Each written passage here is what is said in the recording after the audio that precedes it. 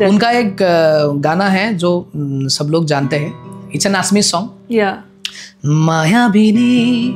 রাতের বুকুত দেখা পালো তোমার ছবি, ধরা দিলা গোপনে আহি হিয়ার কোণত, তুমি যে মোৰ শুকান মনত নিয়ৰৰে চেঁচা টোপাল